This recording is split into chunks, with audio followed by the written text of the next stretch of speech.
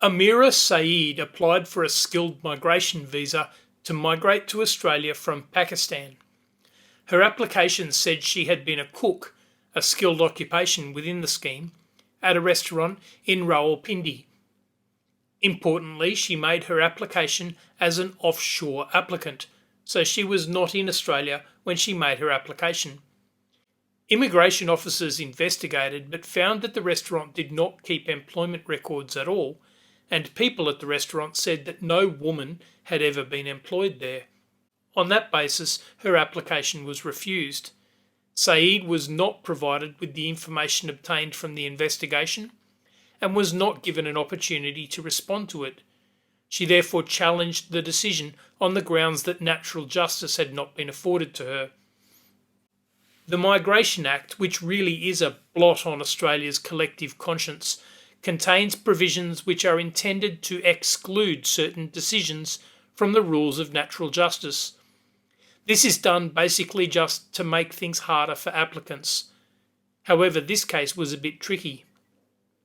On the one hand, there were really clear statements by the Minister in his second reading speech and also in the explanatory memorandum that the clear purpose of the legislation was to remove the right to natural justice.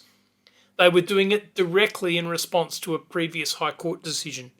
It couldn't have been any clearer. On the other hand, the provision restricting access to natural justice included a subsection which said this section does not apply in relation to an application for a visa unless the visa can be granted when the applicant is in the migration zone. A skilled migration visa cannot be granted to someone who applied for it from within Australia. Nevertheless, the Commonwealth argued that there was a clear intention in the Minister's speech and the explanatory memorandum to exclude natural justice for everyone. The High Court, so often the last line of defence for our human rights, wasn't having it.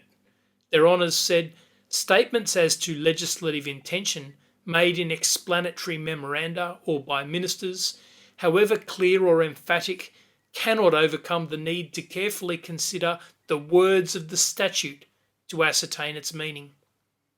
The words of the statute, which were clear, prevailed.